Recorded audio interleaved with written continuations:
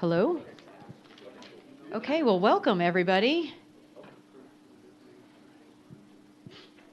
Got a couple folks making their way to their seats. Awesome. Well, good evening, everyone. Tonight is our kickoff to our annual budget process, and so we're very pleased to see some smiling faces in the audience today. We appreciate, we know that you have a lot of places that you could be, and so we appreciate you spending some time with us tonight to learn about some of the projects that we will be including in our proposed budget that the council will be reviewing and considering and discussing over the next 6 months-ish, all the way up into August and September. So for tonight, we have a bunch of information to share with you. But before we do that, I would like to start with some introductions so we know who all is in the room. I would like to start with some of our council members who are present. So we have Council Member Jim Walker. Yeah. Then we have Councilmember Kevin Nevels in the far back there. So thank you too for joining us tonight. We have a number of staff here that you will see them up here holding a microphone in just a few moments. But we will hand this around and we will introduce ourselves to you so you know who we are. We'll start over on this end. I'm Kent Collins, Deputy City Manager. You will not hear from me further this evening. Good evening. I'm Kim Tian. I'm the Director of Strategic Financial Engagement, and you will hear from me just a little bit. Hi, good evening. My name is Jessica Almenders, and I'm the Budget Officer. Good evening. My name is also Jessica Carpenter, and I'm the Director of Community Experiences. Hi, I'm Mindy Hurley, and I'm the Director of Community Development. Good evening. My name is Mike Garza, and I'm the Director of Public Works. Good evening. My name is Kevin Richardson, and I serve as the Fire Chief. Good evening. My name is Javier Olguin, Budget Analyst with Strategic Financial Engagement. Good evening. My name is Jerry Young, and I'm the Business Analyst within Strategic Financial Engagement. Good evening. My name is James Meyer. I am Assistant Director of Public Works Operations. And I'm Aaron Tainer, Assistant Director of Public Works Engineering. Okay, we have so many people. We've spread across the aisle. Here we go into the far back. Hello, everybody. I'm Sammy Lujan. I'm the Deputy Chief of Police.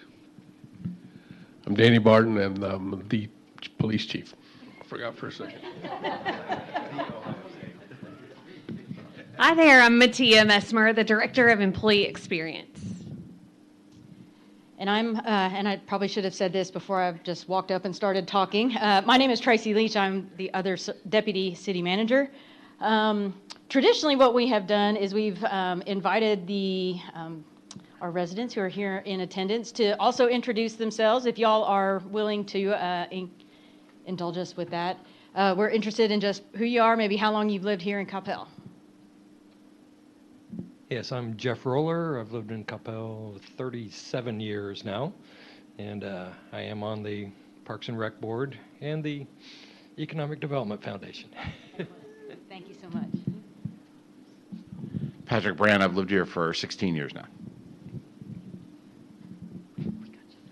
Mohammed El-Mogi, lived here for 32 years.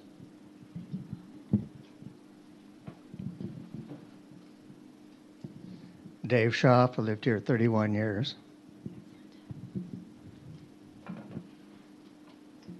I'm Ramesh. I'm a relative newbie at 16 years. 16 years. Well, that's a well-tenured group when 16 years is the newbie. All right.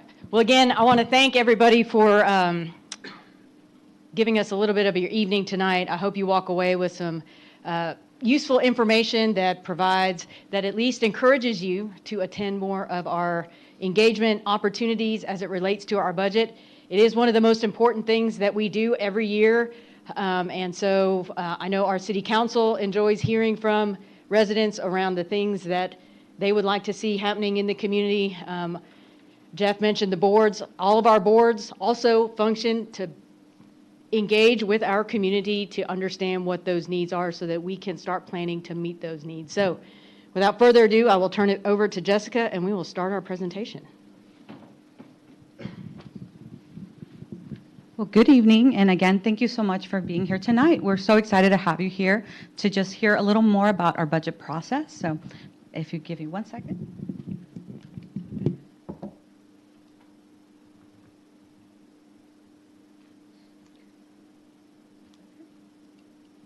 Well, first of all, thank you so much to Tracy and the mayor and council for the opportunity to be here tonight and to speak to you. And again, welcome to the proposed budget town hall meeting. Tonight, we have an agenda where we will be covering a few things. We will be talking to you about our Vision 2040. Of course, we'll be talking a little bit about our mission, insights into our budget process, as well as our property tax process, and updates on proposed projects that a lot of our directors that are here tonight will be speaking about. Done that. So before we get started, I would like to talk a little bit about Vision 2040. And one thing with Vision 2040, it is a key component of our strategic plan. It is a community-driven initiative, and it outlines essentially what our community priorities are. We are here, essentially, we use it as our budgeting guidepost, and it serves for us when we're forecasting and when we're budgeting, and we do this with minds when we're doing our budget process. As you see here in our screen, you can see our pillars 1 through 7, as well as our foundation, which is sustainable government. Whenever we're budgeting, we do align our priorities to these pillars.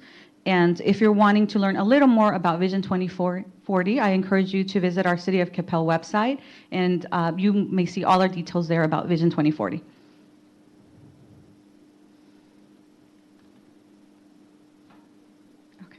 So I would like to share a little more also about our city's mission. So our purpose is to provide for the health, safety, and quality of life of our citizens, and in doing so, provide a foundation for building a better community. So our departments, such as community experiences, aim to enhance the quality of life and promote community health through a variety of programs. And you can find this at our senior center, at the core, at the art center, at the BEC, and also at the Cosby Library, and through our park systems as well. And much more. They do so much for our community, as well as our Public Works Department. They are committed to ensuring the safety, accessibility, and maintenance of our city streets, buildings, and traffic. They also prioritize creating a safe environment for residents with disabilities. Their responsibilities, of course, include maintaining our facilities, our roads, our water systems, our street lights, and also our traffic lights. Our public safety departments are also responsible for serving the public by preserving and protecting life and maintaining a safe and peaceful community. Of course, this aligns with our purpose of ensuring safety and a quality of life.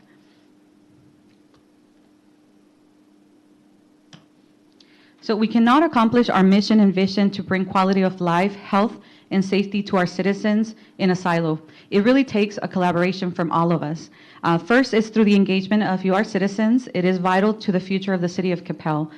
Building a family community for a lifetime requires that together we address the needs of the community and ensure that desired services are being provided.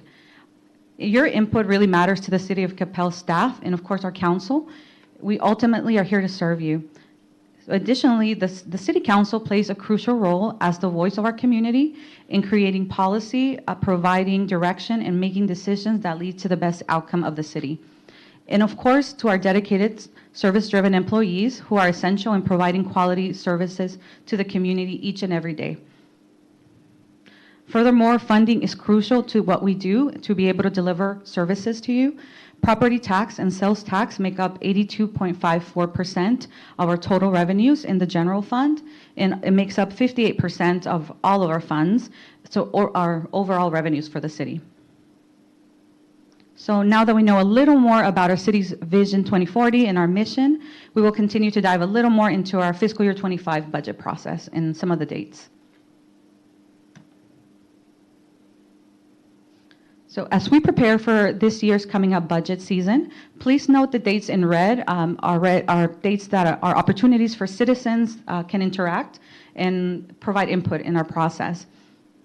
So please mark your calendars, first of all, for our budget workshops. They will be happening throughout the month of July. Our final one will take place on July the 29th. Some other important dates to notate is our Crime Control and Prevention District. That hearing will be on July the 11th. And then an important date for us is our filing deadline for our budget, which is going to be August the 5th. And then from there, we'll have a public hearing and also the opportunity for council to adopt our budget on August the 27th. And lastly, it's the start of the fiscal year. That all takes effect after October 1st. And then we'll start all over again, the budget process.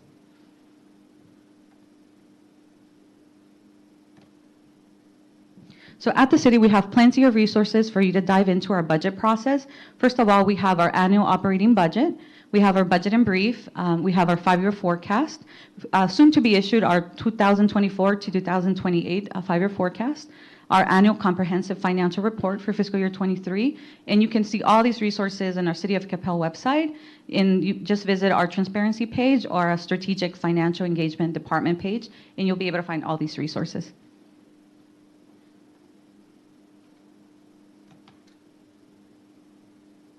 So next, I would like to dive a little bit into our property tax process. So our property tax process first starts with the appraisal districts. Coppell is served by both Dallas and Denton County appraisal districts. Both provide our certified tax values on July the 25th. The appraisal districts also send out notices to residents on the value to property owners. Next, the certified property values are used by the tax assessor to calculate the tax rate. The tax assessor calculates both the known revenue rate and the voter approval tax rate. And the city publishes these notices regarding this property tax rates. So at the first council meeting in August, that is where the governing body votes on the maximum tax rate to propose, which will be listed in a notice of public hearing to vote on the tax rate. This is not adopting the tax rate. This is just simply setting the maximum tax rate that can be proposed at the council meeting to adopt the tax rate. This year, the vote on the maximum tax rate will take place on August the 13th. Also in August, we have the public hearing on the budget, and the council holds a public hearing on the tax rate as well. After the public hearings are held, council will consider approval of the ordinance adopting the budget. If the budget ordinance is approved, council can then vote on the tax rate. The public hearings on the budget and tax rate, as well as the votes on the budget and tax rate, are all scheduled August the 27th. So once the budget and tax rate are approved, the tax assessor will begin mailing out property tax bills to property owners in October. So I know many of you in the audience have seen this image before, but we would like to provide a little more explanation on it again because we always feel it's good to revisit it for those who are seeing it for the first time. And let's start at the bottom of the image. So first we start off with a balanced seesaw. And then whereas the balanced seesaw represents when there is no change to appraised property values, the no new revenue rate will not change, and the same amount of property tax revenue is generated under this scenario. At the top of the image, it shows that if property values go up, the no new revenue rate will come down. This because a smaller rate applied to a higher value will generate the same amount of revenue.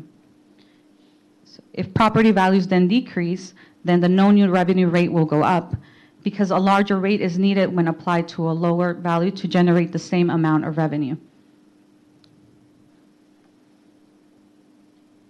So now let's talk a little more about the property tax revenue calculation. So if you can please look at that green circle. So first we start off with the assessed value of all property in the city, and we subtract any exemptions, for example, the homestead exemption and the over 65 exemptions. And this will give us our taxable value for all city property, our taxable value for all property in the city. So then we take that taxable value of all property in the city, we divide that by 100, which represents per 100 valuation, and we multiply that by our tax rate. And that will give us the total property tax revenue. You can actually use the same calculation here to calculate your own individual tax bill. So now let's cover the property tax rate. So the total tax rate does consist of two separate calculations. First, it is the M&O rate, which stands for the maintenance and operation portion. This portion of the property tax rate is used to fund a lot of the services that you see, like for police, fire, the courts, the senior center, the library, the tennis and pickleball center, in areas under public works, for example, the cost and care of city streets, of our facilities, our alleys, and many of that general costs also for running a business like human resource, finance, IT, and also the city manager's office. So if you were compare it to personal finances, this portion of the tax rate would pay for, like, for example, my cell phone bill, the internet service, gas for my car, for groceries, and other living expenses. So this year, the M&O tax rate is 0.421666. The second piece of the tax rate is the INS, or the interest and sinking portion of the tax rate. This is used for the debt service fund. So property tax received from this portion of the tax rate is used to pay the principal and interest payments on outstanding debt. The rate is set to cover only P&I due during the fiscal year. This portion of the tax rate can only be used to pay principal and interest, and it cannot be used for any of the items that I covered for the M&O rate. So if I were to compare this to my personal finances, this portion of the tax rate would be used to pay for example, my home mortgage, a car payment, or student loans. So the INS tax rate this year is 0.070152. So if you take the sum of these two numbers, this gives you our total property tax rate, which this year is 0.491818.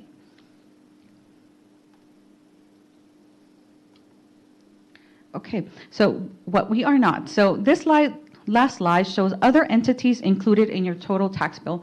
We understand when you receive your tax bill, this can cause a little bit of confusion on what that includes. So along with the cities, you will also see in your tax bill the school district and the county. The slide shows the tax rates for each individual entity included in your property tax bill. So the school district does make up the largest portion of your tax bill with a tax rate of 1.053500. If you live in Denton County, the county rate is 0.189485. So Dallas County includes the county hospital district and the college district as well. So again, the total tax rate for Dallas County entities is 0.5741945, and the city's tax rate again is 0.491818. So that is a lot of numbers, and that does conclude my part of the presentation. Again, I want to just thank you for your time, for being here tonight to listen to and kick off our budget season. Your input is very important to us, so please join us throughout this budget season and bring your input and your questions. And next, we'll have our department directors provide updates on some of their projects for fiscal year 25. To start us off, we'll have the Director of Strategic Financial Engagement, Kim Tien, with you. Thank you, Jessica.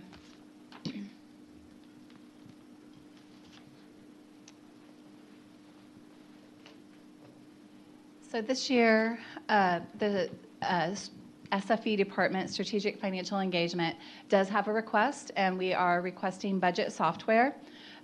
This request has both a organizational impact and a community impact. For the organization, it's really going to reduce the man hours involved in creating the budget document, the budget process, the 5-year forecast document, as well as the long-term planning that we do. As far as the impact on the community, this tool will provide an interactive website, so it'll interact with our website and provide a tool where citizens can go out and figure out their tax bill, how the city is using their property taxes. It'll have different interactive graphs and charts in it. So that is the request that they're asking for. And next, I will pass it to police.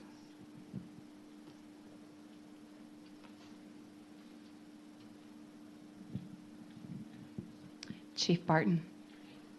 Thank you for the run. So the animal services is under the police department, and over the years we've been updating the animal shelter a little at a time. And the last part that we have not refreshed has been the kennel area.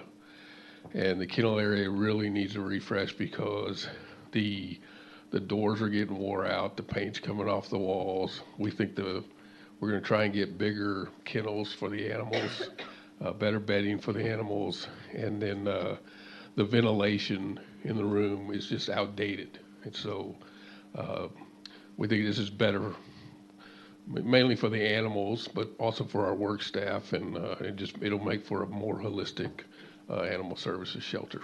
So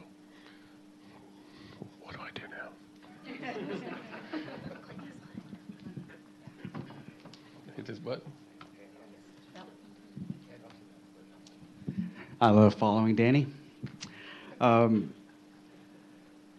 So for the fire department, the item that's being requested is the ISO consultant, and ISO stands for the Insurance Service Office.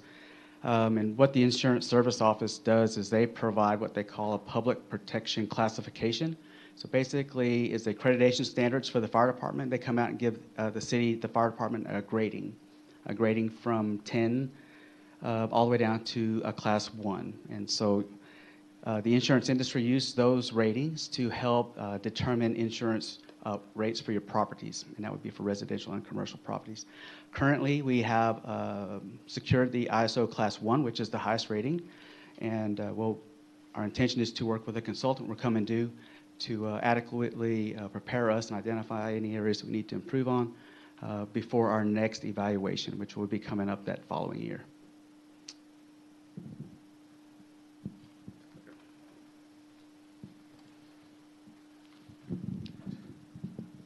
Thank you. As Jessica said, Public Works Department consists of about 9 different teams or divisions, and we utilize a few funding sources. And so this first one you see here is our general fund, and we have an electric vehicle charging infrastructure study that we were going to be proposed to be performing this coming year. And then we also plan on doing a traffic study along MacArthur. And then our utility operations, our water sewer fund, we have some new chemical analyzer buildings that we would like to install at the Village Parkway pump station, as well as our 2 water towers in town.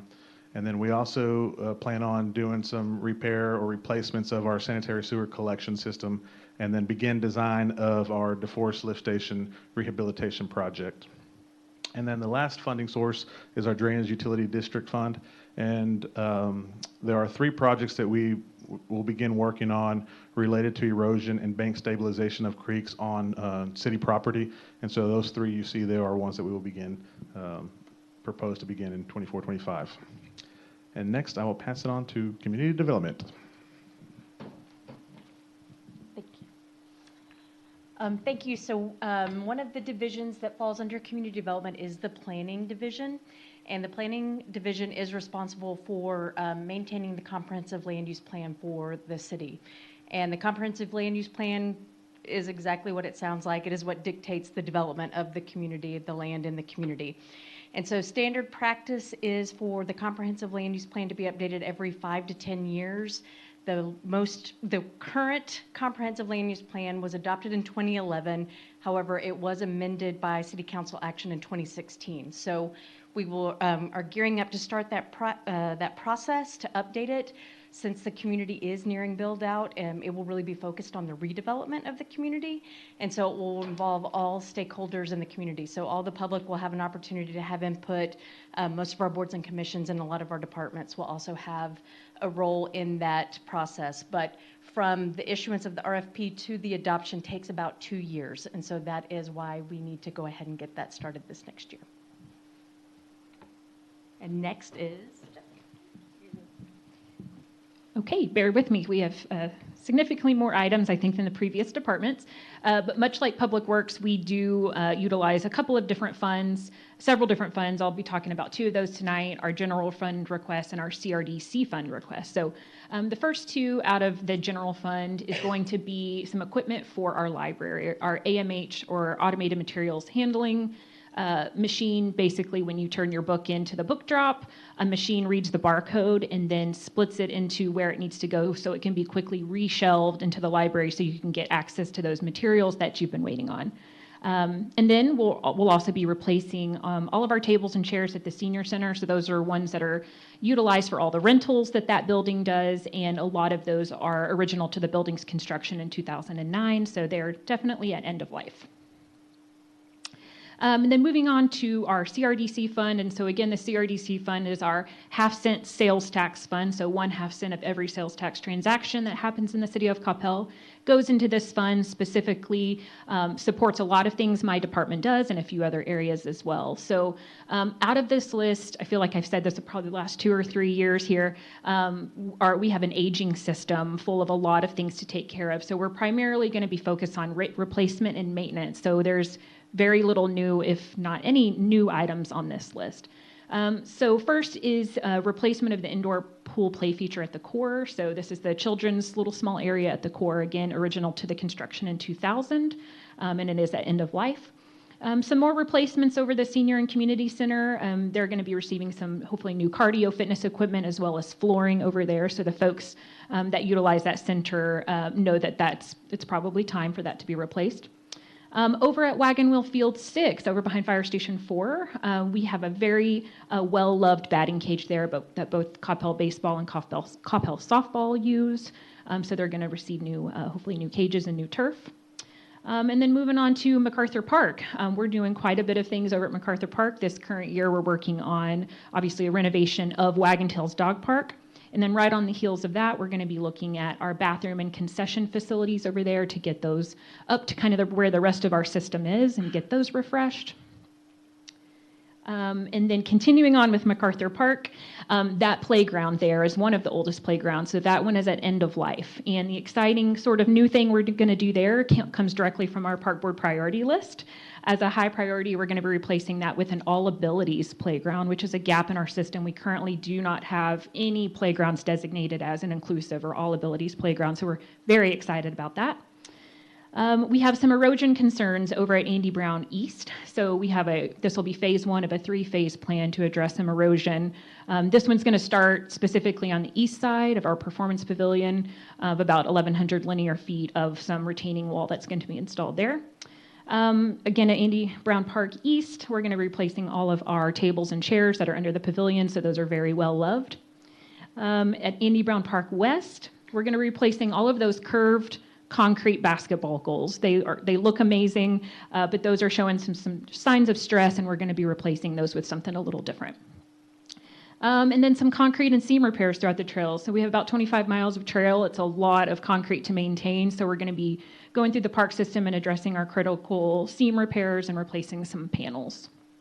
And then the last 2 are both at our Wagon Wheel Tennis and Pickleball Center. Each year we try to get some of those courts resurfaced to keep those in great playable condition. So we're going to be resurfacing 4 courts, as well as replacing the retaining wall on the north of the property. So we're seeing some erosion there as well. And I believe that concludes my list. I believe city staff are all here and available to answer any questions that you all may have. Any for me? I'll just stay up here for a minute. Yes, sir. Any plans on lighting Andrew Brown East? Sorry, what? Some lights around the ponds, because it's pretty dark there, and I think that was probably something we talked about in the past, but is it something in the planning or?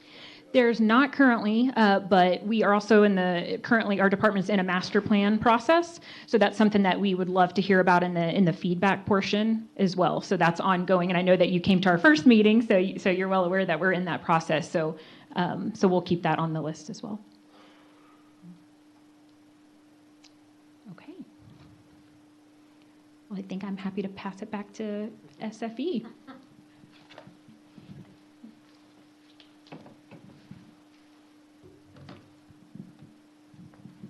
At this time, is there any further questions for any of our department directors or just any questions in general? Yeah. Okay. I've got one for Mindy, actually. Yes, sir. What's the overall process going to be related both around the expenditure and the rest on the comp plan update? Like, how's that going to play out? Like, you mentioned an RFP. How's that process going to work, and what are we looking at for expenses there? Sure, yes, sir. So we will put together an RFP, and that will go out to bid. Depending on if this funding is approved, then that RFP will go out to bid. We don't have a cost at this point because we haven't received any bids, but we're estimating it to be anywhere from $350,000 to $400,000. To hire a consultant? Yes, sir. Okay, and then is that also, which city board commission handle setting specs and the rest of that? Is that council or is that P&Z? That Planning and Zoning Commission will definitely have input on it. It's primarily staff that will put together that RFP, but it will be reviewed by the Planning and Zoning Commission before it goes out. Thank you. Mhm.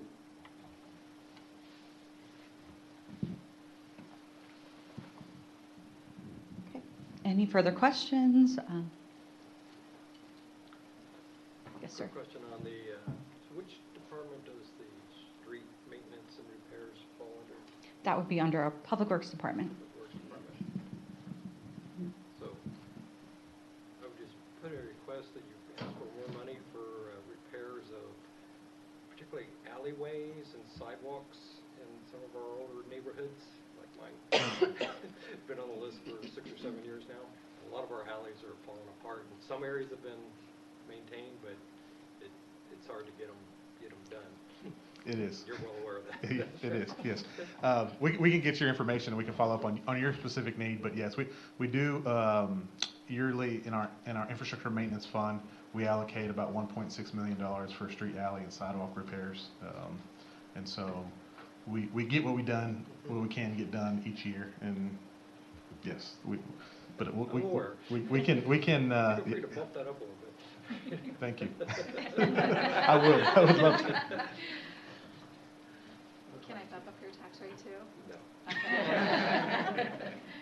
Tagging on to what he said, I understand we have no on-staff patching crew for the Public Works Department. Did we contract that all out? We do have one crew that does do patching and some small concrete repairs. But the majority, a lot of it is contract. The larger repairs are contracted out. Why don't we want a bigger staff to do simple patching and repairing? There's cracks in my street, 30 years old, never been properly tarred and sanded in the first place. We can, Minor stuff yeah, we can follow up with your specific need. We've had crews in the past that would do that work. The challenge we have is the number and speed at which we can do it with, amongst other things. The contractor does a great job for us, so we can concentrate on more of the smaller areas and the quick response that we can. And so that's what we focus on right now, and allow the larger projects to get done by the contractor. But we can follow up with your specific request and see where we're at. I'd like to follow up with you sometime in the future and go into more detail. Sure.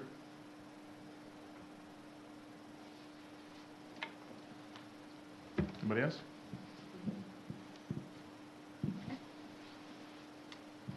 If there's no further questions, that was our program for the night. Unless any questions or anything else. Okay, well, thank you so much for coming. And always, we have also our email, budgetinput@coppelltx.gov. Any questions you may have, feel free to address them there, or you can always contact any of our departments, and we're more than happy to help you and answer any questions you may have. Thank you.